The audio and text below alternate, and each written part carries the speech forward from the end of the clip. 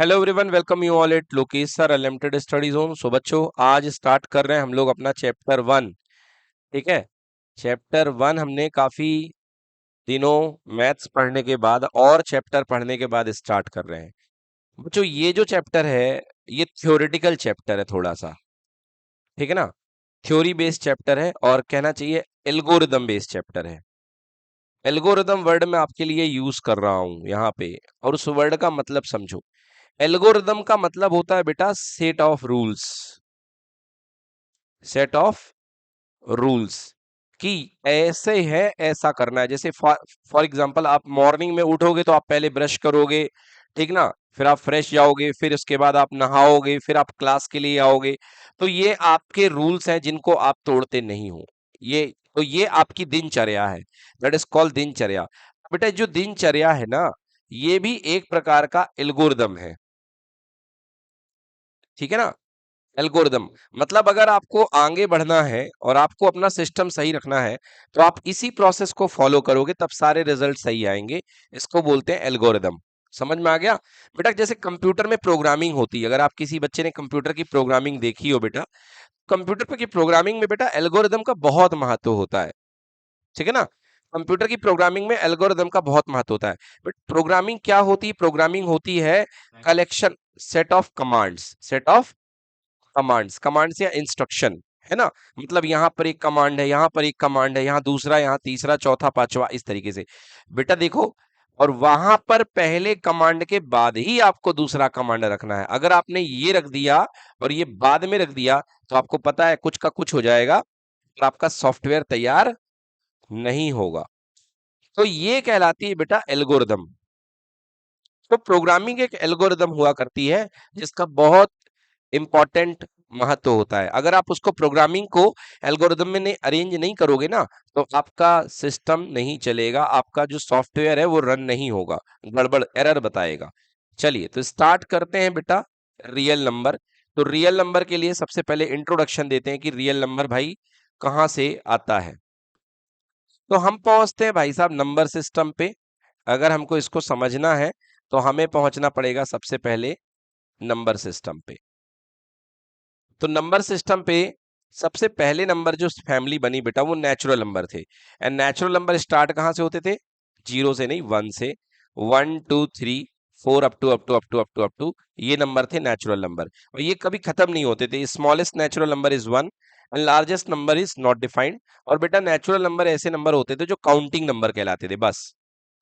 मतलब जिन नंबर से गिनती शुरू हुई उनको नेचुरल नंबर बोलते हैं। देन बेटा इसके बाद आए होल नंबर्स, है ना। देखिए, होल नंबर्स आए तो जीरो काउंट हुआ, और जीरो काउंट होने के बाद 10 लोगों ने जानना शुरू किया। मतलब इनिशियली देखा जाए तो नेचुरल नंबर जब बने थे तो 4 5 6 7 8 9, बस इतने ही थे। भाई जब जीरो पता चलेगा तभी तो 10 आएगा ना।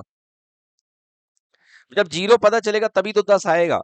तो जीरो जब नहीं पता था तब तक 10 नहीं पता था। तो बेटा जीरो के बाद 1 2 3 4 5 6 7 8 9 10। बोलो हाँ या ना।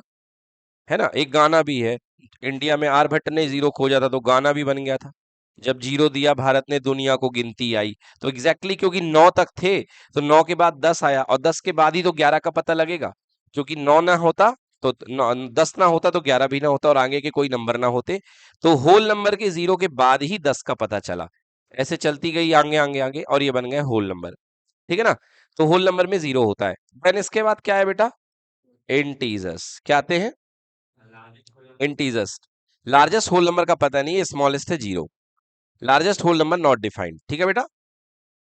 अब इंटीजर आ गए, तो इंटीजर को बीच में जीरो को सेट किया, इधर वाले सारे नंबर को पॉजिटिव ले लिया, +1 +2 +3। और इधर वाले को क्या ले लिया? -1 -2 -3।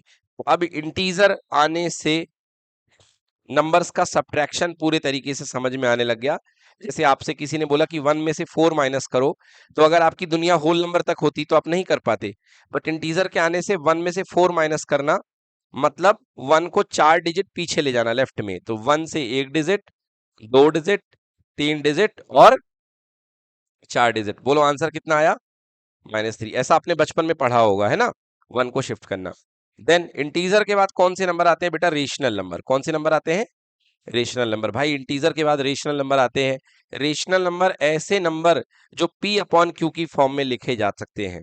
ऐसे number, the numbers those can be written in the form of p by q। Numerator upon denominator की फॉर्म में नंबर लिखे जा सकते हैं, और यहां पर q is not equal to 0, denominator 0 के इक्वल ना हो, और p भी इंटीजर हो और q भी इंटीजर हो। समझ में आया? मतलब इंटीजर बटे इंटीजर को आप क्या बोलते हैं? Rational number. इंटीजर बटे इंटीजर को क्या बोलते हैं? Rational number. बोलो, आ गया समझ में? तो इंटीजर अपॉन इंटीजर जो बनी family, that is called rational number. अब देखो बेटा क्या कर रहे हैं अपन। सबसे पहला जो सेट आया दैट इज नेचुरल। नेचुरल को कौन कवर करता था बेटा? होल। होल नंबर को कौन कवर करता था बेटा? इंटीजर। और इंटीजर को कौन कवर कर रहा है? रेशनल, क्योंकि सारे इंटीजर रेशनल नंबर है। जैसे आप कहोगे सर ये कैसे रेशनल नंबर है -3, तो बेटा -3 को आप लिख सकते हो -3/1। ऊपर भी इंटीजर है और नीचे भी क्या है? इंटीजर। और इंटीजर अपॉन इंटीजर क्या होता है? Rational number. बोलो, क्लियर हो गया? अब मैं आपको बता दूं नाइन्थ क्लास की नॉलेज के बेस पे कि बेटा दो प्रकार के फ्रैक्शन होते हैं। फ्रैक्शन जब आप सॉल्व करते हो तो दो टाइप के फ्रैक्शन बनते हैं। एक, जिनको डिवाइड करने पर टर्मिनेटिंग डेसिमल आता है, और दूसरा जिनको डिवाइड करने पर रिपीटिंग डेसिमल आता है। दो दो बातें हुई हैं। एक टर्मिनेटिंग डेसिमल, हम यहां पर तो मैंने बात करी एक टर्मिनेटिंग डेसिमल, किसकी बात हो रही थी? फ्रैक्शन की। तो बेटा फ्रैक्शन जो है ना, जैसे p बाई क्यू है, तो बेटा दो प्रकार की चीजें बन सकती हैं। फ्रैक्शन को यदि आप तोड़ोगे तो एक बनेगा टर्मिनेटिंग डेसिमल, टर्मिनेटिंग डेसिमल, और दूसरा रिपीटिंग डेसिमल, रिपीटिंग डेसिमल। बेटा टर्मिनेटिंग डेसिमल अगर p बाई क्यू को आप रिजॉल्व करोगे, ब्रेक करोगे, तो टर्मिनेटिंग डेसिमल भी बन सकता है और दूसरा रिपीटिंग डेसिमल भी बन सकता है। और अगर ये दोनों प्रकार के कोई डेसिमल एक्सपेंशन आपके सामने दिए गए हैं, तो ये दोनों मिलकर के फ्रैक्शन ही बनाएंगे। अगर अपोजिट तरीके से देखो तो ये दोनों मिलकर के क्या बनाएंगे? Fraction. And that fraction is in the form of p upon q। So that's why ये दोनों ही क्या देंगे? एक रेशनल नंबर देंगे। क्या देंगे बेटा? रेशनल नंबर देंगे। बोलो, क्लियर कि नॉट क्लियर? फॉर एग्जाम्पल मैं कहूं 4/5, 4/5 सामने दिख रहा है, रेशनल नंबर है। अगर 4/5 को आप तोड़ोगे तो बेटा ये आएगा 0.8, 0.8। बेटा ये टर्मिनेटिंग डेसिमल है। क्या है ये? Terminating decimal. और दूसरा नंबर मैं आपके सामने दे दूं 4/3, तो बेटा ये क्या है? ये रिपीटिंग डेसिमल है। ये आएगा बेटा 1.333333 डॉट डॉट डॉट डॉट, और यू कैन से 1.3 का बार। तो बेटा ये भी रिपीटिंग डेसिमल है, रिक्यूरिंग या रिपीटिंग बोलते हैं। This is called repeating decimal. और दोनों ही केसेस में बेटा ये क्या बना रहे हैं? दोनों ही केसेस में ये बना रहे हैं रेशनल नंबर। बना रहे कि नहीं बना रहे? बोलो। ये देखो, ये दोनों नंबर आपस में क्या है? रेशनल है ना? ये दोनों ही रेशनल नंबर बना रहे हैं। तो मतलब इतने टाइप के डेसिमल जो होते हैं रेशनल नंबर होते हैं। बट अब कुछ नंबर ऐसे होते हैं जो, कुछ डेसिमल्स ऐसे होते हैं जो आपके p अपॉन क्यू की फॉर्म में ब्रेक नहीं हो पाएंगे। जैसे फॉर एग्जांपल मैं आपके सामने लिख रहा हूं 1.41427398 up to dot dot dot dot dot dot dot dot dot. आपने देखा है what is this? This is expansion of √2। बेटा ये कभी भी रुकेगा नहीं। ये ना ना तो ये टर्मिनेट हो रहा है, देखो टर्म आगे बढ़ते ही जा रहा है। तो क्या कहेंगे इसको? नाइदर टर्मिनेटिंग, नाइदर टर्मिनेटिंग, है ना? तो भैया ना तो तुम रुक रहे हो, रुकने को थमना बोलते हैं, तो ना हमें, और ना ही ये रिक्यूरिंग है, ना ही रिपीट हो रहा है। तो this is called nor repeating. Repeat करना मतलब एक जैसे जम जाना, जैसे 1.313131, ये रिपीटिंग है, ये जम गए एक जैसे। तो मैं बोलता हूं दैट इज कॉल्ड ना जमे। और जो ना थमे और जो ना जमे उनको आप P अपॉन Q की फॉर्म में लिख सकते हैं क्या? नेवर। आप इनको P अपॉन Q की फॉर्म में नहीं लिख सकते हैं। तो ऐसे मैथ में एक कलेक्शन डेवलप होता है, ऐसे भी नंबर मैथ्स में होते हैं।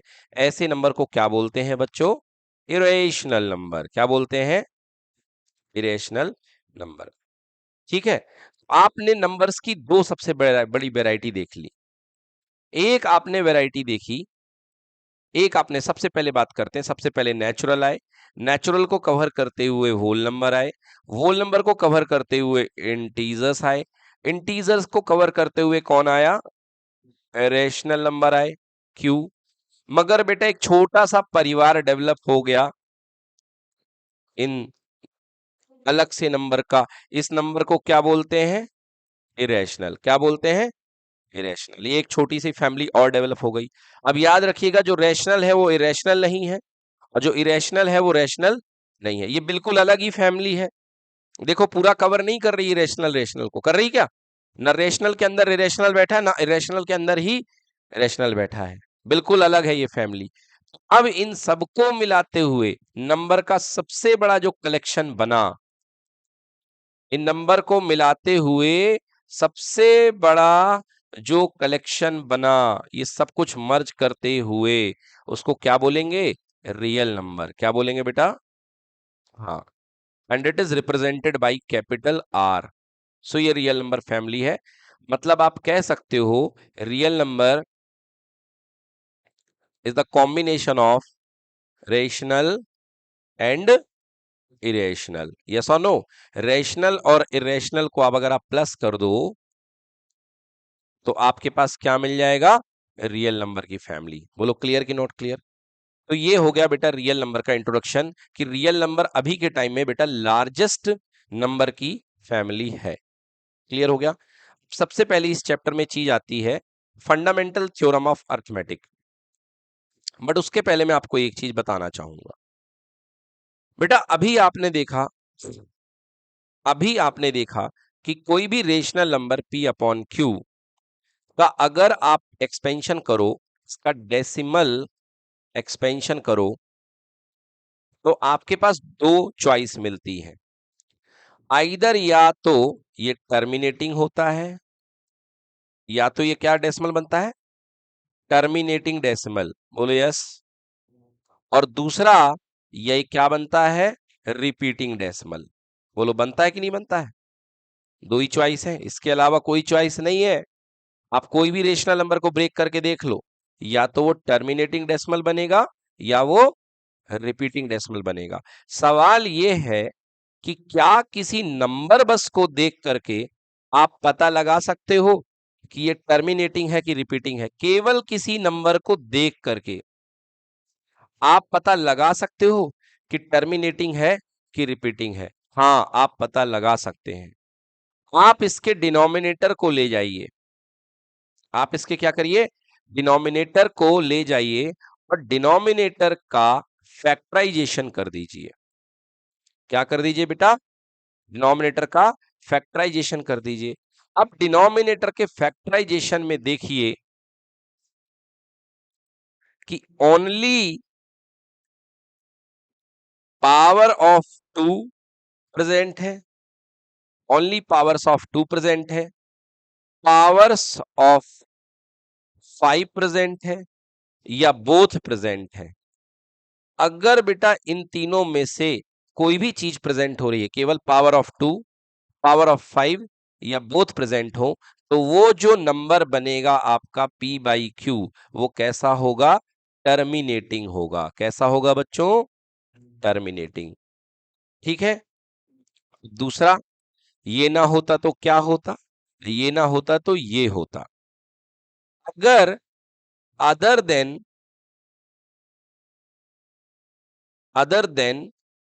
पावर ऑफ टू, देखो मैंने क्या लिखा था? ओनली, यानी केवल केवल पावर ऑफ टू मिले, पावर ऑफ फाइव मिले, या दोनों पावर मिल जाए, both power, both two and five power, तो बेटा टर्मिनेटिंग होगा। Other than power of two, powers of five और बोथ, मतलब 2 और 5 के अलावा, other than only power of 2, only power of 5 और बोथ, इनके अलावा अगर आपको कोई भी टर्म दिख गया तो वो क्या होगा, वो होगा रिपीटिंग। क्या होगा बच्चों, रिपीटिंग। आइए एक क्वेश्चन से आपको मैं बताता हूं कि कैसे करते हैं। ये क्वेश्चन एग्जाम में आता है आपके, एग्जाम्पल। हाँ, ये मेन चीज आपने लिख लेनी है, ये बहुत इंपॉर्टेंट चीज है ना, ये काम की चीज है, इसको नोट कर लीजिए 1 मिनट में। तो एग्जाम्पल देखते हैं इसका बेटा। एक एग्जाम्पल है, जैसे मैं आपसे पूछूं कि कोई नंबर आपके पास में x इक्वल टू 1/16 है। अब बताइए ये नंबर का डेसिमल एक्सपेंशन कैसा होगा, टर्मिनेटिंग होगा या रिपीटिंग होगा। तो मैंने क्या कहा बेटा, इसको पकड़ लो 16 को, 16 का फैक्टराइजेशन कर दो बड़े आराम से, आप जानते हो 2 इंटू 2 इंटू 2 इंटू 2। देखो भाई साहब, केवल पावर ऑफ 2 मिल रही कि नहीं है, power of 2 only, power of 2 only. और केवल यदि पावर ऑफ 2 होंगी तो बताओ इसका डेसिमल एक्सपेंशन कैसा होगा, टर्मिनेटिंग, टर्मिनेटिंग, ठीक है ना। हाँ, ये हो जाएगा टर्मिनेटिंग। अब आओ डेसिमल एक्सपेंशन भी बना के दिखा देता हूं, उसकी ट्रिक है। कई बार क्वेश्चन बोलेगा कि इसका डेसिमल एक्सपेंशन निकालो बिना डिवाइड करे। ये नहीं कि आप 16 से 1 को डिवाइड किए पड़े हैं और निकाल रहे हैं डेसिमल एक्सपेंशन, नो। उसका भी एक तरीका है, आइए बिना डिवीजन के इसका डेसिमल एक्सपेंशन हम कैसे निकालते हैं। देखो बेटा, तो x आपके पास में 1/16 था, आपने इसको ब्रेक कर लिया था, so 1/16 equal to 2 into 2 into 2 into 2, मतलब 4 2 है। बेटा जितने 2 अंदर होंगे उतने ही 5 का ऊपर मल्टीप्लाई, 5 इंटू 5 इंटू 5 इंटू 5, और नीचे 5 इंटू 5 इंटू 5 इंटू 5। आपने बैलेंस मेंटेन कर रखा, जितने नीचे 5 उतने ऊपर 5, आपको कोई पाप नहीं लगने वाला है। यस, तो नीचे देखो बेटा, 2 की जोड़ी 5 के साथ, 2 5 जा 10, 2 5 जा 2 5 जा 2 5 जा, कितने जीरो प्रोड्यूस हुए, 4 जीरो। 10 into 10 into 10 into 10। मैं डायरेक्टली बेटा ऐसे भी लिख सकता था, बट आपको समझ में आए तो मैंने इसलिए नहीं लिखा, ऐसे भी लिख सकता था। और ऊपर 5 5 जा 25, 5 5 जा 25, 25 इंटू 25, आंसर कितना, 625। बेटा डेसिमल में लिख दो 1 2 3 और 4, तो 0.0625 आ गया। आपने डिवीजन नहीं किया, लॉन्ग डिवीजन परफॉर्म करे बिना आपने डायरेक्टली इसका डेसिमल एक्सपेंशन भी लिख दिया। ठीक है बच्चों, लॉन्ग डिवीजन परफॉर्म करे बिना आपने इसका डेसिमल एक्सपेंशन लिख दिया। दूसरा क्वेश्चन कैसे पूछता है एग्जाम में बेटा, दूसरा क्वेश्चन एग्जाम में पूछता है कि बताइए इसमें कितने डेसिमल के बाद कितने डिजिट होंगे, कई बार ये पूछता है। तो क्या करना है आपको, फिर से वही नंबर x अपॉन 1/16, और बोलेगा after decimal how many digits in decimal expansion. हाँ, एक चीज ये पूछा कि भैया डेसिमल के बाद कितने डिजिट होंगे, तो एक तो तरीका ये है कि पूरा डेसिमल में कन्वर्ट करो और फिर करो। मैं उससे भी सरल तरीका आपको बता रहा हूं, कोई कन्वर्ट करने की जरूरत नहीं है। x इक्वल टू 1 अपॉन, अभी आपने देखा 2 इंटू 2 इंटू 2 इंटू 2, बस। तो यानी x इक्वल टू 1/2 की पावर कितनी, 4। बस ये देखो भाई साहब, अरे जितनी पावर होगी 2 की उतनी ही तो जीरो बनाने पड़ेंगे ना आपको नीचे, उतने बार तो 5 लाओगे, मतलब आंसर कितने डिजिट, 4 डिजिट। जितनी पावर होगी उतने डेसिमल के बाद डिजिट होंगे। और आप देख लो इसका आंसर कितना आया था, 0.0625। काउंट करो, 1 2 3 4। तो सीधे पावर देख करके आप पता लगा सकते हो कि डेसिमल के बाद कितने डिजिट होंगे। समझ में आ गया, पावर देख के ही पता लग जाएगा कि डेसिमल के बाद कितने डिजिट होंगे। क्लियर है बेटा, चलिए नेक्स्ट अगला क्वेश्चन करते हैं। एक जैसे मैंने अब कहा एग्जाम्पल, 1x इक्वल टू 1/48। बताइए भाई साहब, ये टर्मिनेटिंग है या रिपीटिंग है, ये टर्मिनेटिंग है या रिपीटिंग है, बताइए। क्या है ये? तो कहा पार्थ ने कि ये टर्मिनेटिंग है, चलिए देखते हैं। तो बेटा पता करने के लिए डिनोमिनेटर को सबसे पहले कटघरे में लाओ, ये आ गया डिनोमिनेटर कटघरे में। और डिनोमिनेटर का फैक्टराइजेशन कर दो तो भैया 16 × 3 होता है नॉर्मल आंखों से। और 16 को लिखते हैं 2 × 2 × 2 × 2 मल्टीप्लाई बाई 3। और इतना बुद्धि ना लगाना हो तो ये अपने पास मेथड है, सीधे 48 से 2 टाइम्स 16, हाँ सॉरी 24, फिर 2 से 12, 2 से 6, 2 से 3, 3 से 1। तो बच्चों देखो 1 2 3 4 और साथ में 3 अकेला, बोलिए यस और नो। तो अब देख के बताओ कि ये टर्मिनेटिंग है कि रिपीटिंग है? रिपीटिंग है, क्योंकि मैंने क्या कहा था? मैंने कहा अदर देन अगर पावर ऑफ 2 के साथ पावर ऑफ 5 के साथ है ना कुछ भी आ जाए, मतलब 2 और 5 के अलावा कुछ भी आ जाए तो ये क्या होगा? रिपीटिंग होगा। यहां पर 3 आ चुका है बेटा, आ चुका है ना।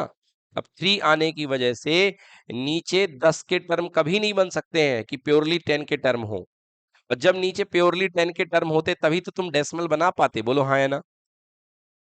पूरे 10 के टर्म बनेंगे नहीं, ये टांग अड़ाएगा। इसलिए बोलो ये एक्सपेंशन कैसी होगी? रिपीटिंग होगी। कैसी होगी? रिपीटिंग। आ गई बात समझ में? तो इस तरीके से आपने सीख लिया कि कब टर्मिनेटिंग डेसिमल होता है, कब रिपीटिंग डेसिमल होता है। क्लियर भाई साहब? कोई दिक्कत? चलिए अब एक क्वेश्चन कर लेते हैं हम। एक क्वेश्चन हम कर लेते हैं। चलिए तो 2025 के बोर्ड एग्जाम का क्वेश्चन देखते हैं क्या आया है 2025 में, आप ही बताएंगे मुझे आंसर। क्वेश्चन कह रहा है द डेसिमल एक्सपेंशन ऑफ, तो भैया नंबर है तो उसका नाम एक्स मान लेते हैं। द डेसिमल एक्सपेंशन ऑफ 23.2 की पावर 5 इंटू 5 की पावर 2। लो भाई साहब, द डेसिमल एक्सपेंशन ऑफ 2 की पावर 5 इंटू 5 की power 2 will terminate after how many places of decimal? How many places of decimal? चलिए आपको बताना है कि कितने प्लेस डेसिमल के बाद ये टर्मिनेट होगा। चलो बताओ भाई, मारो तुक्का, कितने प्लेस के बाद होगा? हम्म 5 पावर है और यहां पर 5 की 2 पावर है, तो 2 की पावर 5 है और 5 की पावर 2 है। ठीक है ना? तो मैं आपके सामने ऑप्शन लिख करके थोड़ा आपको आसान बना देता हूं। 2 पावर, 5 पावर, 7 पावर या 3 पावर। चलिए 4 ऑप्शन है आपके पास में। चलिए देखते हैं। करेक्ट आंसर है बेटा 5 पावर। आप लोगों ने आई थिंक पावर ऐड कर दी है ना? तो 7 बोल रहे हैं कुछ बच्चे। भाई साहब हाईएस्ट पावर से होता है मतलब, किससे मतलब होता है? हाईएस्ट पावर से। अब कैसे मतलब होता है वो देख लो। बेटा आपके पास जो क्वेश्चन है वो एक्स है 23/2 की पावर 5 इंटू 5 की पावर 2। ठीक है, देखो जरा बेटा, हम क्या करते हैं कि 5 की पावर 3 का नीचे डिवाइड कर दें और 5 की पावर 3 का ऊपर डिवाइड कर मल्टीप्लाई कर दें, है ना? तो ऊपर से तो कोई लेना देना है नहीं। हमें क्या बनाना बेटा? हमें 10 बनाना है, बस हमारी नजर 10 पे है क्योंकि डेसिमल बनाने वाला 10 है। तो बेटा ऊपर 23 इंटू 5 की पावर 3। अब यहां देखो बेटा, ये 2 की पावर 5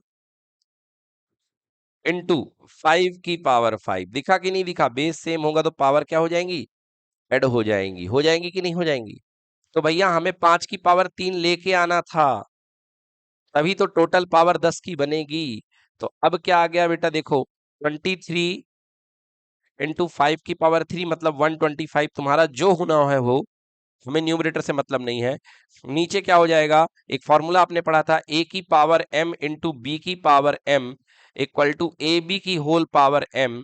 तो 2 इंटू 5 10 की होल पावर 5। अब मुझे बताओ बेटा, जब 10 की पावर में 5 चढ़ा हुआ तो कितने डेसिमल आएंगे? डेसिमल कितने प्लेस आएंगे? 5। तो करेक्ट आंसर इसका क्या होगा? 5। समझ में आया? तो अब ट्रिक बना लो कि कभी ऐसा क्वेश्चन आ जाए तो आपको मतलब केवल किससे है? हाईएस्ट पावर से। किससे मतलब है? हाईएस्ट पावर से। समझ में आया? ठीक है ना। अगली बार मान लीजिए क्वेश्चन आ गया x इक्वल टू 129.2 की पावर 7 इंटू 5 की पावर 2, बोलेगा बताइए कितने डेसिमल के बाद टर्मिनेट होगा? 7 डेसिमल, बिल्कुल सही। सो इसका आंसर आएगा 7 डेसिमल। तो बेटा ये कंसेप्ट आपका पूरा हो गया। अब इसको आपको टर्मिनेट भी करना है तो आप बड़े आराम से कर सकते हो। ऊपर थोड़ी सी मेहनत करनी पड़ेगी और नीचे 10 की पावर 5 है, यानी 23 इंटू 125 निकाल लो और नीचे 1 2 3 4 5, तो 5 डेसिमल पीछे से कर देना और लगा देना। डन। चलिए बहुत बढ़िया। तो एक टॉपिक हमारा कवर हो गया रियल नंबर का। अगला टॉपिक है हमारा फंडामेंटल थ्योरम ऑफ अर्थमेटिक। छोटी सी चीज है, सिलेबस से हट गई है, मगर मैं आपको बता देता हूं। फंडामेंटल थ्योरम ऑफ अर्थमेटिक ये कहती है कि मैथ्स में हर एक कंपोजिट नंबर का, कौन सा number? Composite number. Composite number मतलब अब मैथ्स में भैया दो टाइप के नंबर हो गए, तो पहले तो उनको पढ़ाना पड़ेगा कि रियल नंबर और composite, sorry natural number natural नहीं कहना चाहिए। मैथ्स में हर रियल नंबर को दो पार्ट में बांटा गया, बल्कि रियल भी ना कहो, रियल भी कह दो तो कोई दिक्कत नहीं है। आ, हर इंटीजर को लिख लो, नेचुरल भी चल जाएगा। चलो नेचुरल ले लो भैया। हर नेचुरल नंबर को दो पार्ट में बांटा गया, आइदर या तो वो प्राइम होगा या वो कंपोजिट होगा। प्राइम का मतलब क्या होता है बेटा? प्राइम का मतलब होता है ऐसा नंबर जिसके ओनली टू फैक्टर्स हैं, ओनली टू फैक्टर्स, एक वन एंड इटसेल्फ। जैसे 5, तो भैया 5 को डिवाइड करने वाले दो ही लोग हैं संसार में, एक 1 डिवाइड करेगा और एक खुद 5 डिवाइड करेगा। 5 1 जा 5 एंड 1 5 जा 5। सो 5 इज अ प्राइम नंबर। और ऐसा नंबर जिसके वन और इटसेल्फ के अलावा भी कोई फैक्टर एग्जिस्ट करते हो, factor other than one and itself, तो ऐसे नंबर को बोलते हैं कंपोजिट नंबर। लाइक 6, तो 6 के दो फैक्टर है, एक 2 है और एक 3 है, और 1 और 6 तो है ही भाई साहब। 1 और 6 तो होंगे ही, वो तो होना फिक्स है। 1 और 6 तो नेचुरली ही है, बट 1 और 6 के अलावा भी 2 और 3 यहां पर फैक्टर्स हैं। So such a number is called composite number. ऐसे नंबर को क्या बोलते हैं? Composite number. अब आती है fundamental theorem of arithmetic. Fundamental theorem of arithmetic, ध्यान से सुन लो। ये थ्योरम क्या कहती है बेटा? ये थ्योरम कहती है कि every natural number have, every natural नहीं, एवरी कंपोजिट नंबर बेटा, every composite number have unique factors, factorization. मतलब एक फैक्टराइजेशन दूसरे नंबर का नहीं हो सकता है, हर नंबर का फैक्टराइजेशन इकलौता होता है। समझ गए? जैसे एग्जांपल 6 एक कंपोजिट नंबर है, 6 का फैक्टराइजेशन होगा 2 इंटू 3 इंटू 1, या ना लिखो 1 को, कोई दिक्कत नहीं है। अब मुझे बताओ 2 इंटू 3 किसी और का हो सकता है क्या? कभी नहीं, 6 का ही होगा। हाँ आप ये जरूर कर सकते हो कि सर 3 इंटू 2 भी तो कर सकते हो, हाँ ऑर्डर चेंज कर सकते हो, मगर डिजिट वही रहेंगे। समझ में आया?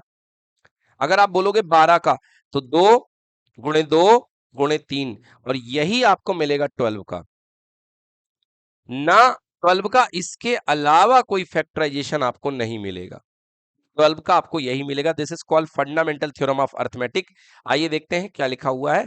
Every composite number can be express as the product of prime. अरे भैया प्रोडक्ट ऑफ प्राइम को ही तो मैं क्या बोलता हूं? प्राइम फैक्टराइजेशन, यही तो लिखा मैंने। प्रोडक्ट ऑफ प्राइम को ही तो मैंने बोला है ना, फैक्टराइजेशन। हालांकि इसका पूरा नाम है prime factorization, have unique, unique prime factorization. तो इसमें कह रहा है कि हर नंबर को एक इकलौते, एक ही प्रकार के यूनिक फैक्टराइजेशन में आप लिख सकते हो apart from the order, order की चिंता ना करते हुए। जैसे एग्जांपल 8190 का फैक्टराइजेशन यही होगा। क्लियर हो गया? 8190 का ऑर्डर फैक्टराइजेशन यही होगा। ठीक है बेटा, एनी प्रॉब्लम? अगला टॉपिक आता है एलसीएम एंड एचसीएफ। चलिए, एलसीएम एंड एचसीएफ, आप सबको एलसीएम एंड एचसीएफ निकालना आता है। एलसीएम का मतलब होता है least common multiple, least common multiple. अगर आपके पास 3 नंबर है ए बी सी और आपको उनका एलसीएम निकालना है, तो एलसीएम एबीसी का मतलब कि ए की टेबल पढ़ो, बी की टेबल पढ़ो और सी की टेबल पढ़ो, और तीनों में देखो कि कौन सा नंबर सबसे पहले कॉमन आ रहा है। मान लीजिए यहां पर एक्स आ गया पहले नंबर पे, फिर यहां पे भी एक्स आया और फिर यहां पे एक्स आया, तो तीनों का एलसीएम क्या निकलेगा बेटा? यहाँ पे एक्स निकलेगा। क्लियर हो गया कि नहीं हो गया? जैसे एग्जांपल के लिए 2 4 6, 2 4 6 मैं निकाल रहा हूं इनका एलसीएम, तो दो की टेबल पढ़ो, 2 1 जा 2, 2 2 जा 4, 2 3 जा 6, 2 4 जा 8, है ना, 2 फिर 2 5 जा 10 और 2 6 जा 12। 4 का 4 1 जा 4, 4 2 जा 8, 4 3 जा 12, 4 4 जा 16, 6 1 जा 6, 6 2 जा 12। अब देखिए इनकी टेबल में सबसे छोटा नंबर कौन आ रहा है? 12 आ रहा है। So this is called least common multiple. तो यहाँ पे एलसीएम कितना प्रोड्यूस करेगा बेटा? 12। अब इसी को निकालने का एक मेथड है हमारे पास, जिसको आप फैक्टराइजेशन मेथड बोलते हैं, है ना। तो 2 6 और 12, ठीक है ना। तो 2 1 जा 2, तो ये क्या बन गया? 2 का फैक्टर 2 इंटू 1, फिर 2 का 3 और 3 से 1, सो क्या बन गया बेटा? 6 का 2 इंटू 3 इंटू 1, और 2 से 2 6 जा, 2 3 जा और 3 1, हाँ ठीक है। तो इससे इसका 12 का क्या हो गया बेटा? 2 इंटू 2 इंटू 3 इंटू 1। चलिए लिख लीजिए इसको, 2 equal to 2 into 1, 6 equal to 2 into 3 into 1, और 12 equal to 2 into 2 into 3 into 1।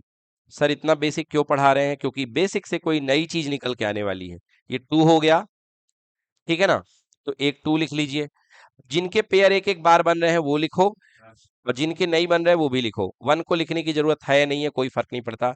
ये 3 का एक पेयर बना बस कॉमन, तो 3, और अकेला 2 बच गया तो बस लिख दो। तो बेटा 2 2 जा 4, 3 जा कितना आ गया? 12। ये आ गया एलसीएम, आ गया 12। ठीक है, बताते हैं बेटा। तो ये एलसीएम इसका कितना आ गया? 1। बात करते हैं एचसीएफ की इसी क्वेश्चन में। एचसीएफ का मतलब हाईएस्ट कॉमन फैक्टर। तो हाईएस्ट कॉमन फैक्टर मतलब बेटा जो तीनों में आए, तो तीनों में यहां पे 2 मिल रहा है और एक 1 मिल रहा है बस। तो आंसर 2 इंटू 1, बोलो कितना हो जाएगा? 2 हो जाएगा। ठीक है, अब यहाँ पे एक थ्योरम बनती है जिसको हम लोग बोलते हैं एलसीएम एचसीएफ थ्योरम। क्या थ्योरम का नाम है?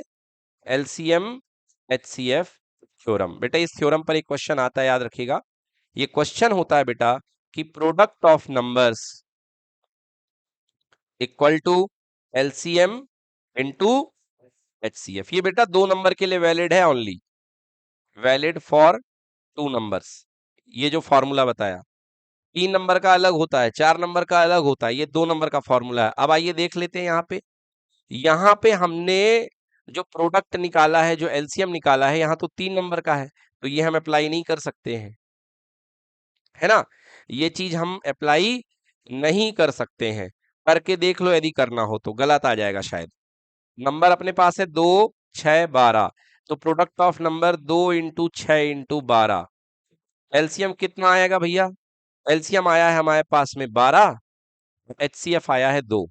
एलसीएम आया है 12 और एचसीएफ आया है 2। बेटा यहाँ पे क्या आ रहा है? 24, और यहाँ पे कितना आ रहा है? 144। तो ये गलत गलत रिजल्ट आया कि नहीं आया? बिल्कुल गलत आया। क्यों आया गलत? क्योंकि यहाँ पे 3 डिजिट है, और 3 डिजिट के लिए ये थ्योरम वैलिड नहीं है। ये थ्योरम 2 डिजिट के लिए वैलिड है कि product of the number equal to LCM into HCF. Clear हुआ? अब एक चीज सुन लो, एचसीएफ ऑफ प्राइम नंबर बेटा ऑलवेज 1। नोट कर लो, चाहे दुनिया का कोई प्राइम नंबर उठा लो, उसका एचसीएफ हमेशा क्या आएगा? 1 आएगा। समझ गए? हमेशा एचसीएफ 1 आएगा। एग्जाम्पल, आपसे कहा गया 100 101 एंड 123 का एचसीएफ निकालो भाई साहब। देखिए भैया, ये भी प्राइम है, इसका कोई फैक्टर नहीं है खुद के अलावा और 1 के अलावा, और ये भी प्राइम है। नहीं, ये प्राइम नहीं है। 3 से हो रहा है। 120 103 ले लो, ये भी प्राइम है, इसका कोई फैक्टर नहीं है। तो अगर आप इसका फैक्टराइजेशन करेंगे तो 101 को लिखेंगे 101 इंटू 1, और 103 को लिखेंगे 101 इंटू 1। देखिए एचसीएफ क्या निकल करके आया? 1। एक बार डायरेक्ट क्वेश्चन आया था कि HCF of prime numbers is, हमेशा क्या? 1। मतलब प्राइम नंबर का कॉमन फैक्टर 1 होता है। जो एचसीएफ होता है वही तो कॉमन फैक्टर होता है, ठीक है ना? एचसीएफ का दूसरा नाम ही है greatest common factor, GCD. HCF का दूसरा नाम है जीसीडी। हाँ, ग्रेटेस्ट कॉमन डिवाइजर या ग्रेटेस्ट कॉमन फैक्टर। कई बार ये लिख करके आ जाता है कि इसका जीसीएफ फाइंड करो, तो बच्चे बोले ये जीसीएफ क्या होता है? बेटा ग्रेटेस्ट कॉमन फैक्टर को ही एचसीएफ बोलते हैं, ठीक है ना? तो आपके पास चाहे जितने भी प्राइम नंबर हों, बेटा सबका जो कॉमन फैक्टर होगा, सबका जो एचसीएफ होगा, वो क्या होगा? 1। सोचने की भी चिंता नहीं करनी। चलो क्लियर हो गया? ये एलसीएम की बात हो गई, एचसीएफ की बात हो गई। चैप्टर के एंड टॉपिक पे आते हैं, और एंड टॉपिक हमारा है प्रूफ ऑफ। ये देखिए, तो हमने पढ़ा दिया आपको। देखिए लिख लीजिए, इसको नोट कर लीजिए। Relation between HCF and LCM. HCF 2 number का, एलसीएम 2 नंबर का, इक्वल टू दोनों नंबर का प्रोडक्ट। क्लियर है? 2 नंबर का प्रोडक्ट।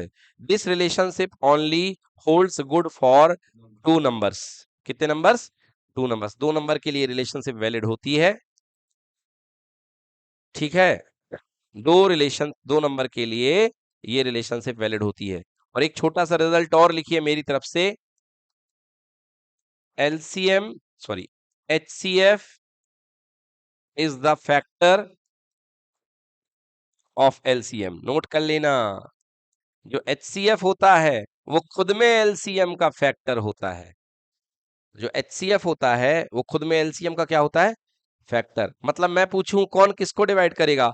एचसीएफ एलसीएम को डिवाइड करेगा कि एलसीएम एचसीएफ को डिवाइड करेगा? बिल्कुल गलत कहे गए।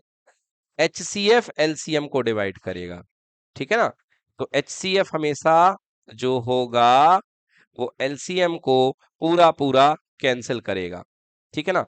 ये लिख लीजिए, ये बात एक बार पूछी गई है कि कौन किसको डिवाइड करेगा, तो HCF is the factor of LCM. ये नोट कर लिया?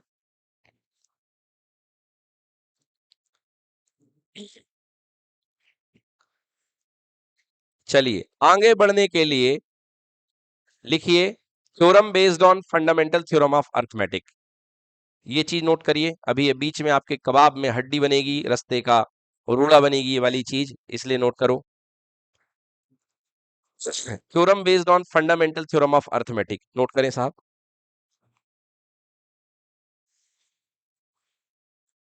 ये क्या थ्योरम है? ये थ्योरम ये कह रही है कि अगर कोई नंबर p है और वो a स्क्वायर को, मतलब किसी नंबर के स्क्वायर को डिवाइड कर रहा है, अगर कोई नंबर p जो है वो किसी नंबर के स्क्वायर को डिवाइड करेगा, तो 100% जो नंबर p होगा वो खुद उसके इंडिविजुअल नंबर को भी डिवाइड करेगा। मतलब आप ये कह सकते हो, if p is the factor of a square, then p should be the factor of a। इसको लिखिए सरल भाषा में, if p is the factor of a square, then p should be factor of a। जैसे यहां पे देखिए p3 है और a 9 है, तो यहां पे 3 जो है 9 को डिवाइड कर रहा है, मतलब 3 जो है ये q है है ना। If 3 divide 9 square, this means 3 divide q। अगर 3 ए स्क्वायर को 9 के स्क्वायर को डिवाइड करेगा, इसका मतलब 3 किसको डिवाइड करेगा, 9 को भी डिवाइड करेगा। कुछ क्लियर हुआ कि नहीं हुआ, फिर से बताते हैं, समझिए। आपके पास अगर कोई नंबर है p, ऊपर बैठा हुआ है ए स्क्वायर, और अगर p ए स्क्वायर को डिवाइड कर रहा है, इसका मतलब p खुद में किसको डिवाइड करेगा, a को भी डिवाइड करेगा। क्योंकि एक्चुअली दिखाई तो आपको ये दिया कि इसने ए स्क्वायर को डिवाइड किया है, मगर प्रोसेस यहीं से शुरू हुई है। कैसे?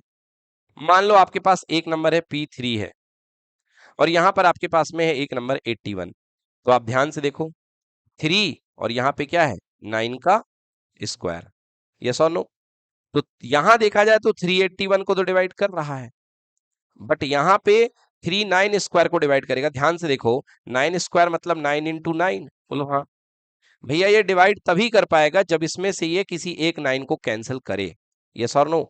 मतलब इस पूरे स्क्वायर को कैंसिल करने का दम तभी होगा जब वो इंडिविजुअली एक नंबर को डिवाइड कर पाएगा। तो मैं फिर से कहूंगा कि अगर ए कोई नंबर है, अगर वो बी स्क्वायर का फैक्टर है, अगर वो बी स्क्वायर को कैंसिल कर रहा है, इसका मतलब ए जो होगा, A is the factor of B. समझ में आया कि नहीं आया, क्लियर हुआ कि नहीं हुआ?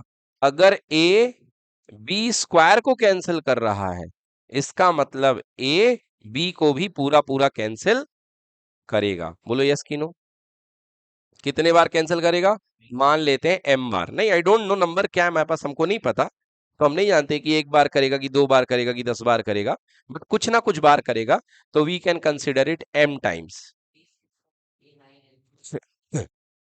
देखिए, मैंने आपसे वो चीज अलग है कि B6 है और A9 है, यहाँ पे स्क्वायर की बात हो रही है ना, तो स्क्वायर की बात कर रहे हैं, वो तो फिर अलग चीज हो गई। चलिए, जो आपने बात करी है उस पे भी हम बात कर लेते हैं। आइए, दूसरी इंपॉर्टेंट चीज क्या है? Operation on integer. दूसरी इंपॉर्टेंट चीज है ऑपरेशन ऑन इंटीजर। बेटा ये छोटी छोटी चीज समझते जाओ, नहीं तो अभी क्वेश्चन नहीं बनेगा इसका जो आने वाला है, उसी की तैयारी चल रही है, इसीलिए चैप्टर थोड़ा बोर करता है बच्चों को। ऑपरेशन ऑन इंटीजर, पहला, इंटीजर प्लस इंटीजर हमेशा क्या मिलेगा, इंटीजर। इंटीजर माइनस इंटीजर हमेशा क्या मिलेगा, को हाँ, तो माइनस में भी आएगा तो इंटीजर ही तो होगा। इंटीजर इनटू इंटीजर क्या मिलेगा बेटा, इंटीजर। और इंटीजर अपॉन इंटीजर क्या मिलेगा, देखिए इंटीजर अपॉन इंटीजर आपको मिलेगा रेशनल नंबर। क्या मिलेगा, हाँ, इंटीजर अपॉन इंटीजर आपको रेशनल नंबर मिलेगा। अब जैसे आपने कहा,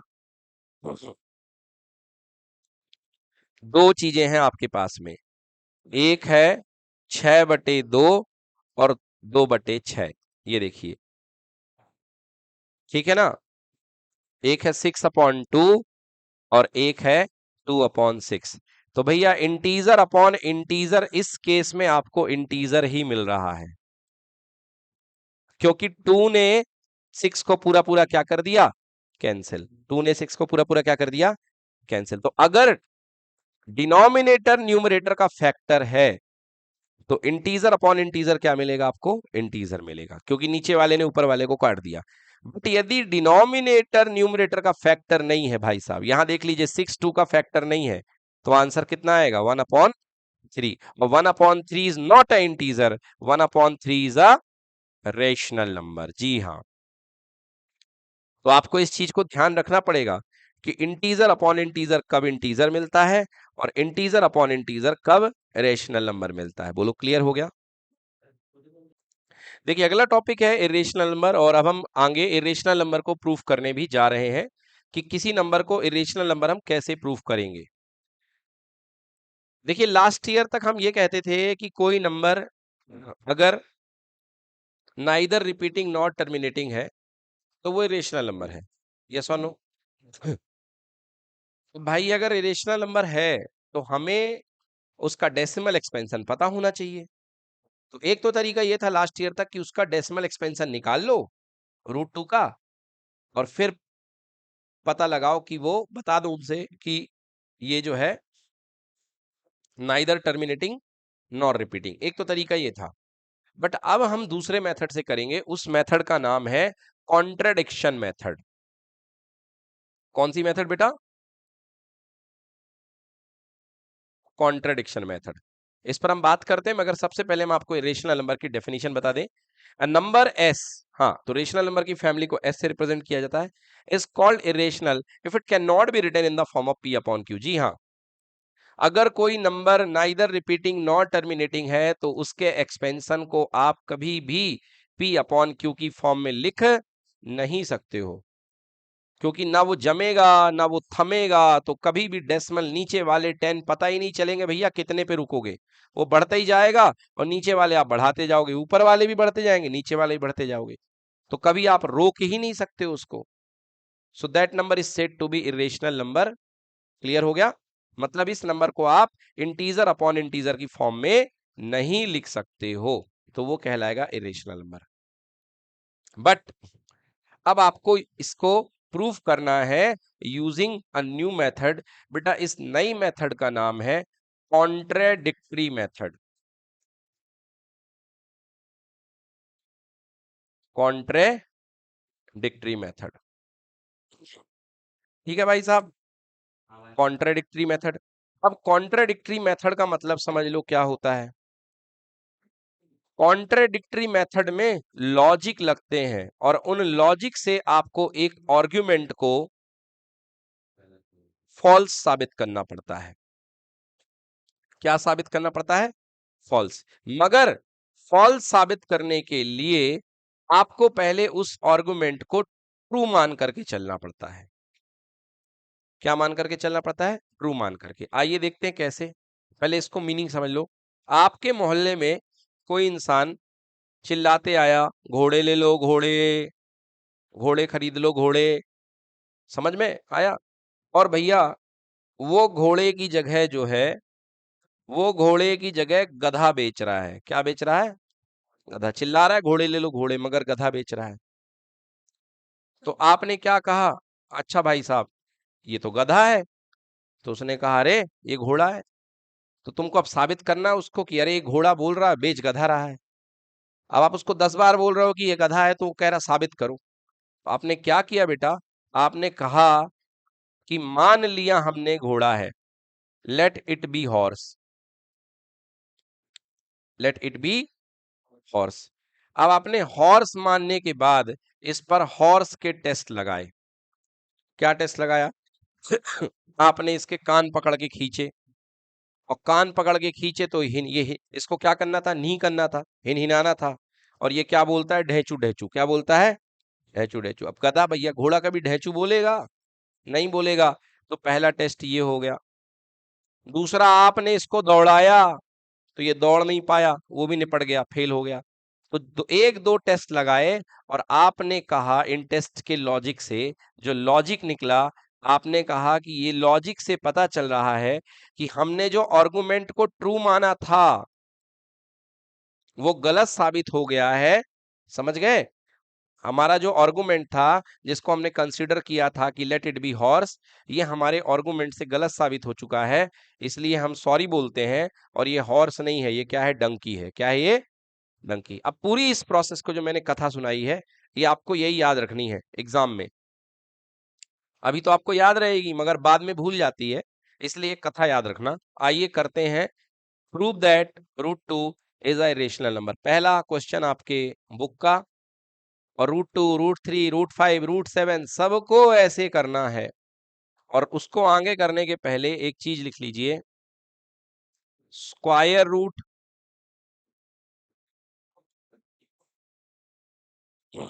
ठीक है ना, स्क्वायर रूट या ऑब्लिक कोई भी radical root, radical power of a prime number is always irrational. ये प्रूफ करने के पहले एक छोटी सी जानकारी आपके लिए, स्क्वायर रूट हो या कोई भी रेडिकल पावर हो, रेडिकल पावर मतलब इनकम्प्लीट पावर किसी भी प्राइम नंबर की हमेशा क्या होगा, इरेशनल। जैसे आपसे कहा √5, बोलो √5 क्या मिलेगा आपको, इरेशनल। √7 क्या मिलेगा आपको, इरेशनल। ये तो स्क्वायर रूट था।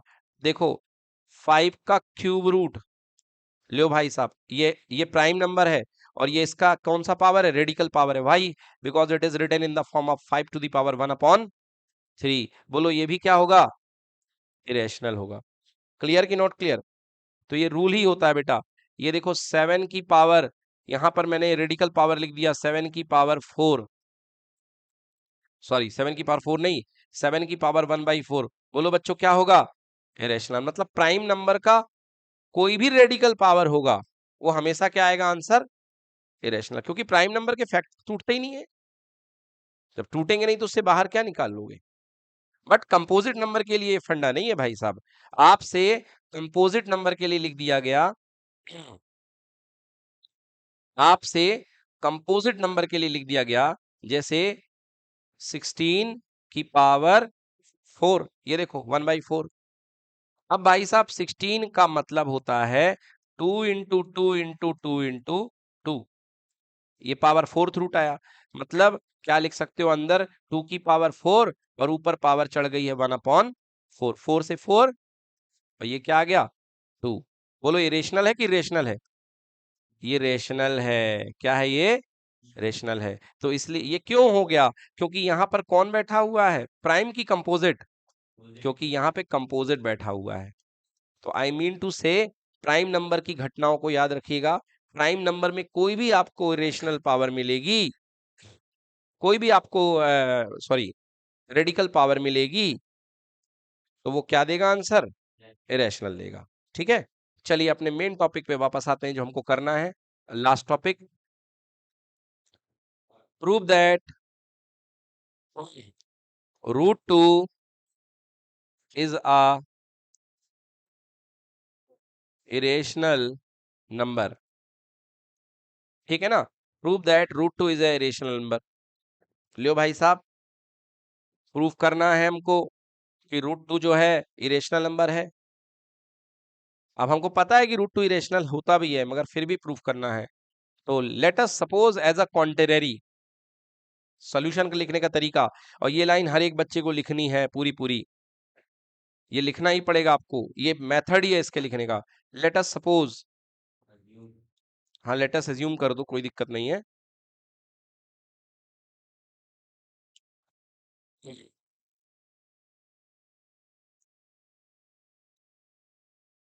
चलिए लेट अस अज्यूम एज कॉन्टेररी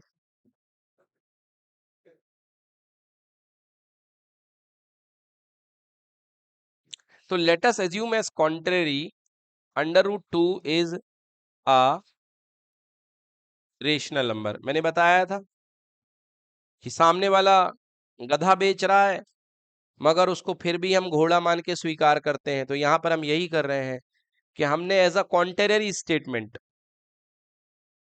ठीक है ना, कॉन्टेररी स्टेटमेंट माना। कॉन्टेररी मतलब विरोधाभास, उल्टा, है ना। क्या माना हमने कि √2 is a rational, √2 is a rational, हमने √2 को रेशनल मान लिया। अब बेटा √2 रेशनल है, मतलब √2 is in the form of P/Q, √2 is in the form of P/Q। ठीक है, बहुत बढ़िया। √2 is in the form of P/Q where P and Q are integer. और क्यों ना हो भैया, क्योंकि आपने रेशनल माना है, एंड ऑल यू नो कि जो रेशनल नंबर होते हैं वो इंटीजर अपॉन इंटीजर की फॉर्म में होते हैं। लिखने भी पड़ेंगे, बिल्कुल सही। Late us suppose P and Q R integer, ठीक है ना। अब आप ये मान लो पी एंड क्यू इंटीजर तो है। अब आप यदि यहां पे पी और क्यू को कोप्राइम भी मान सकते हो। कोप्राइम मतलब जैसे समझो, जैसे आपके पास आया 9/6, यहां समझना थोड़ा सा।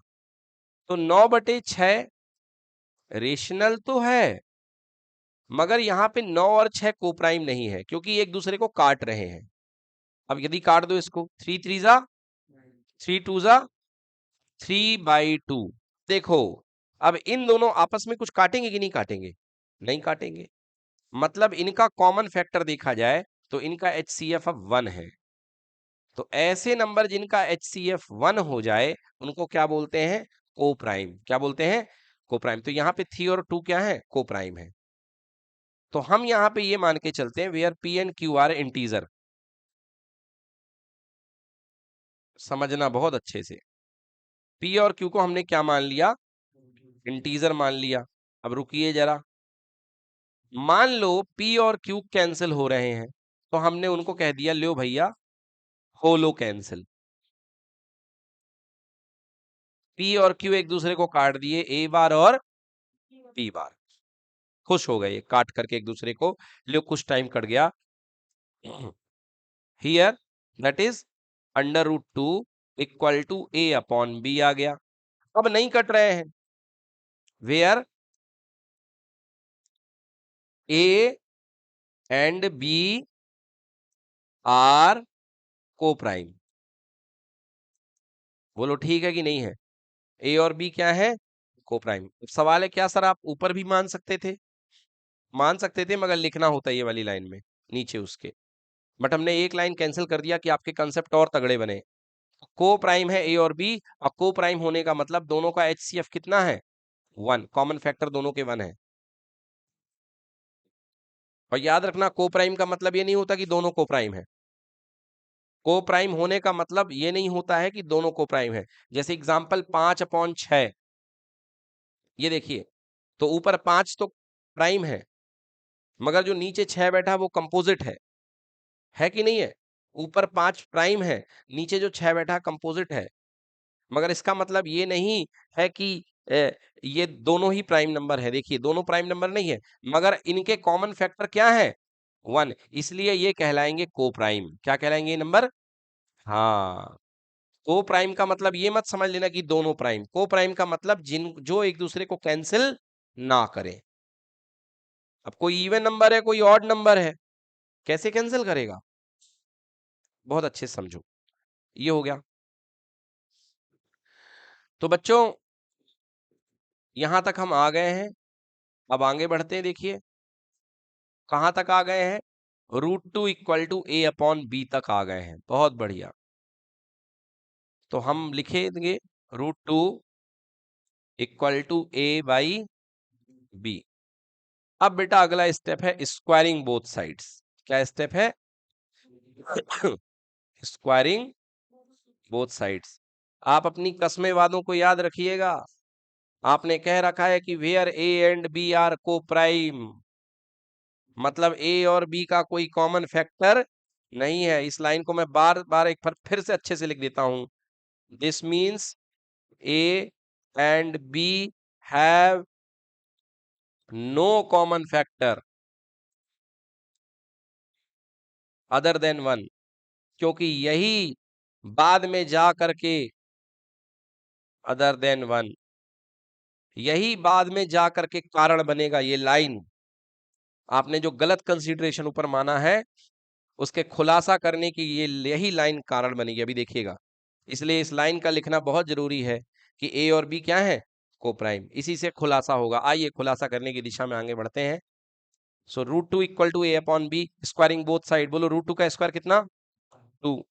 सर हम और छोटे बच्चे हैं, थोड़ा आराम से कराइए। √2 का स्क्वायर बराबर A अपॉन B का होल स्क्वायर। लियो भैया, चलेगा इतना? A square upon B square. B square को ऊपर लेकर के आओ। A स्क्वायर अपॉन कितना? 2। बहुत बढ़िया।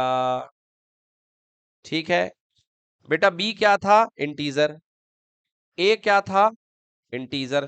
ध्यान से देखो क्या दिख रहा है, लेफ्ट में किसी इंटीजर का स्क्वायर क्या होता है, इंटीजर, क्योंकि स्क्वायर का मतलब खुद से मल्टीप्लाई करना। और यहां पर ऊपर भी इंटीजर है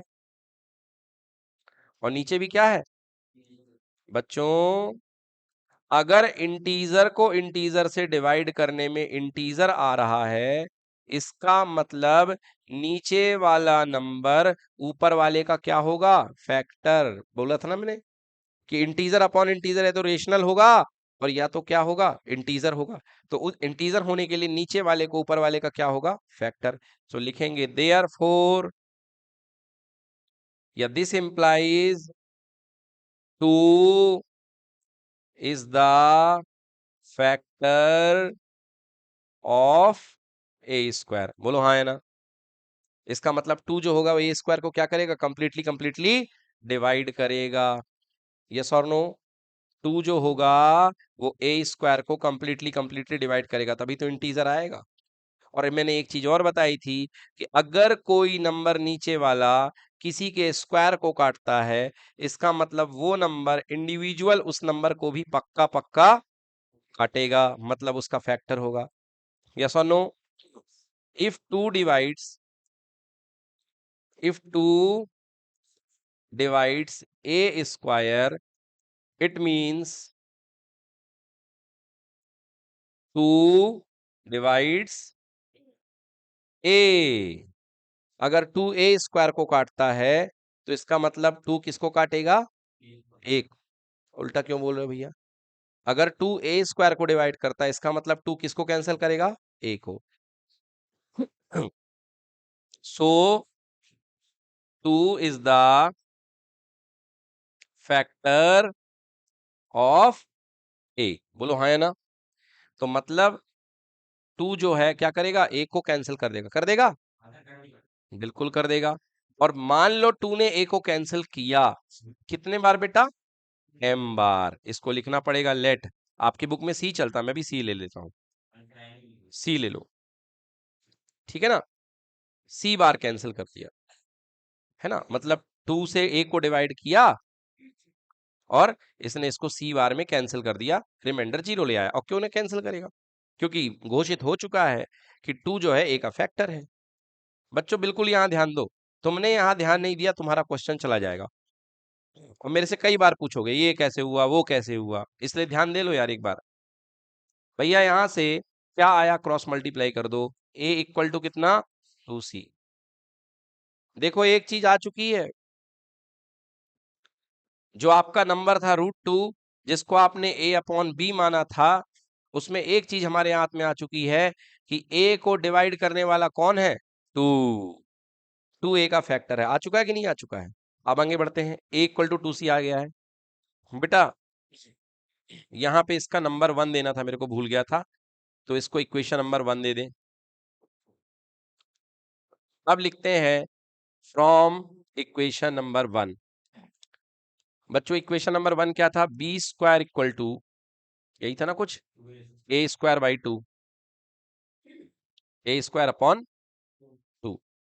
ठीक है बेटा। अच्छा ये मुझे ये बताओ कि 2 ने ए को पूरे बार काटा है तो सी आया है, तो सी यहाँ पे क्या होगा, इंटीजर होगा कि रेशनल होगा।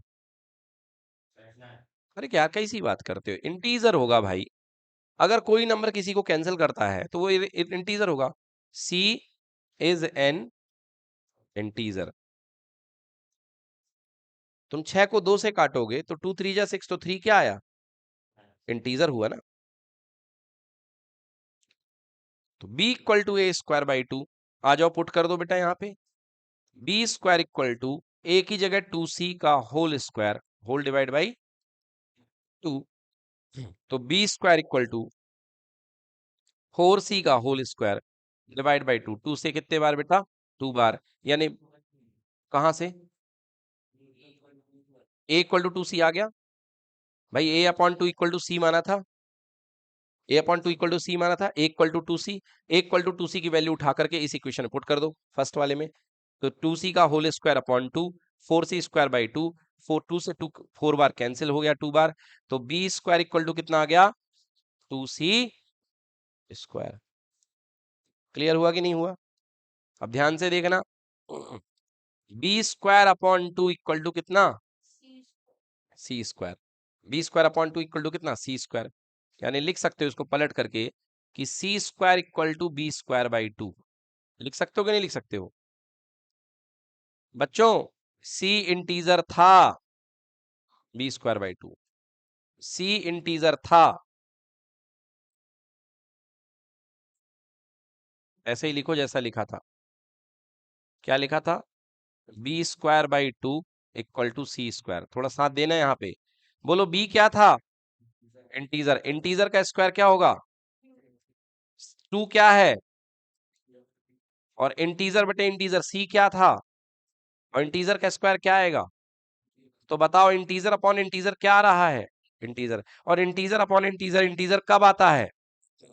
जब जब वो उसका फैक्टर हो, जब डिनोमिनेटर न्यूमरेटर का फैक्टर हो। Only this implies that two is the factor of B square, और टू बी स्क्वायर का फैक्टर है, it means two is the factor of B. बोलो जी हाँ या ना? अगर टू बी स्क्वायर को डिवाइड करेगा तो टू किसको डिवाइड करेगा? बी को भी डिवाइड करेगा। तो दो लॉजिक आ गए भाई साहब, बहुत खतरनाक खतरनाक वाले। इन दोनों स्टेटमेंट को देखो, एक ये है two is the factor of B, और एक आपने निकाला है ऊपर कि two is the factor of A. लियो, two is the factor of A and two is the factor of B. और ऊपर आपने कस्में वादे खाई थी कि A and B have no common factor other than one. ऊपर आपने कहा था कि ए और बी का कोई कॉमन फैक्टर नहीं है, और यहां पर दोनों लॉजिक से आ रहा है कि ए और बी का कॉमन फैक्टर क्या है? Two. Two. So two is the common factor for both A and B. है या ना? दो जो है वो दोनों का ही कॉमन फैक्टर है, ए और बी का। शुरू में आपने कहा कि दोनों को प्राइम है, दोनों का कोई कॉमन फैक्टर नहीं है। तो बाद में आपने कहा कि अरे नहीं नहीं, यहां तो दोनों का कॉमन फैक्टर टू है। इस स्थिति को क्या बोलते हैं? इस स्थिति को क्या बोलते हैं? इस स्थिति को बोलते हैं मतभेद। क्या बोलते हैं? मतभेद। In English it is called contradiction. हाँ, तो हम दोनों के बीच में कॉन्ट्रडिक्शन पैदा हो गया। क्या पैदा हो गया? कॉन्ट्रडिक्शन। सो लिखेंगे this contradiction, this contradiction has been arises due to our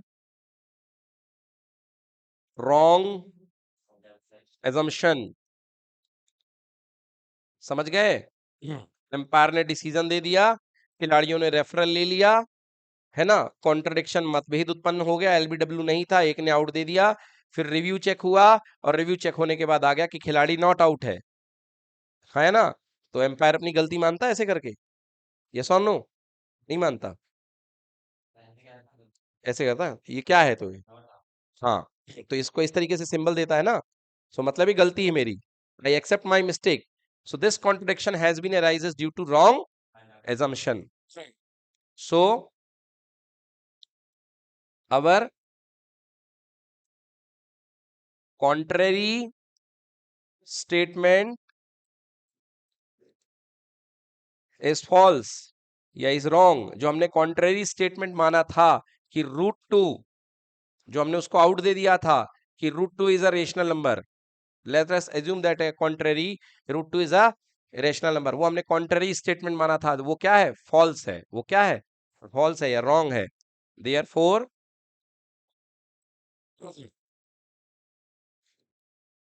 root two is a what?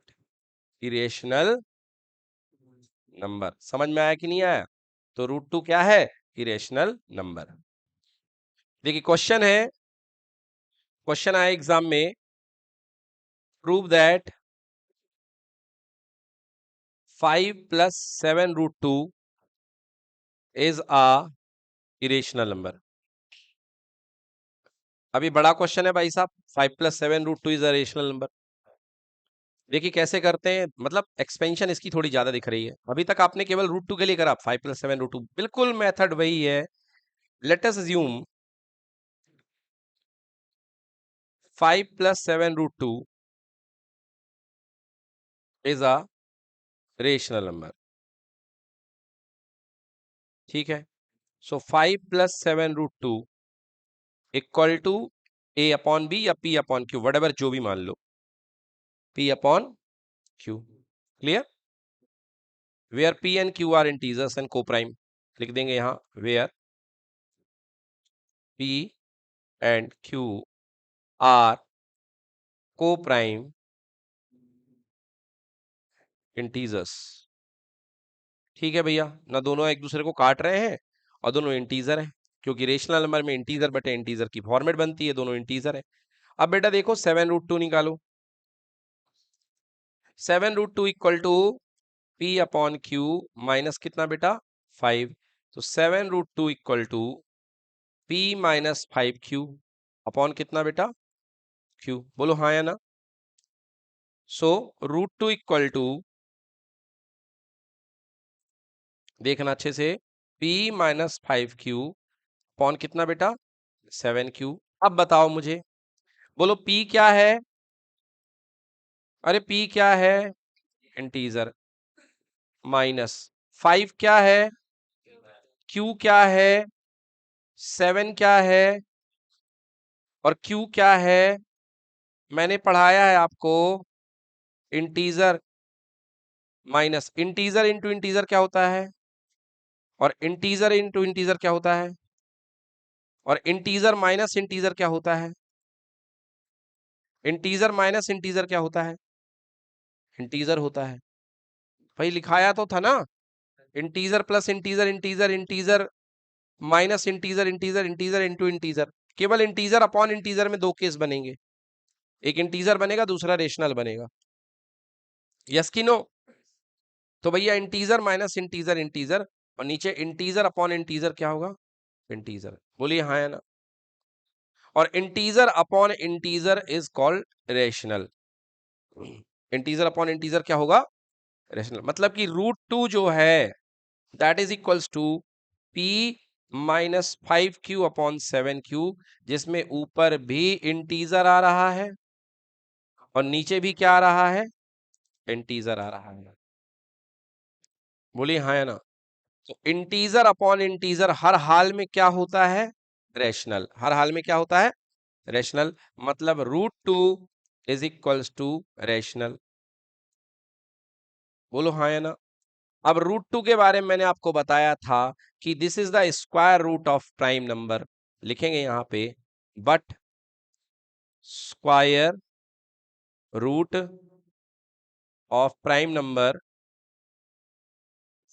Is always क्या, इरेशनल। बताया ना मैंने आपको कि square root of prime number जो होगा हमेशा क्या होगा, इरेशनल होगा। तो ध्यान से देखा जाए तो √2 यहाँ पे इरेशनल है। तो यदि मैं स्टेटमेंट लिखता हूं तो irrational should equal to what, rational. क्या ये सही है, no, which is false, which is false. और ये कॉन्ट्रडिक्शन क्यों हुआ है, क्योंकि हमने शुरू में ही कुछ गलत माना था। This contradiction has been arise as, this contradiction has been arises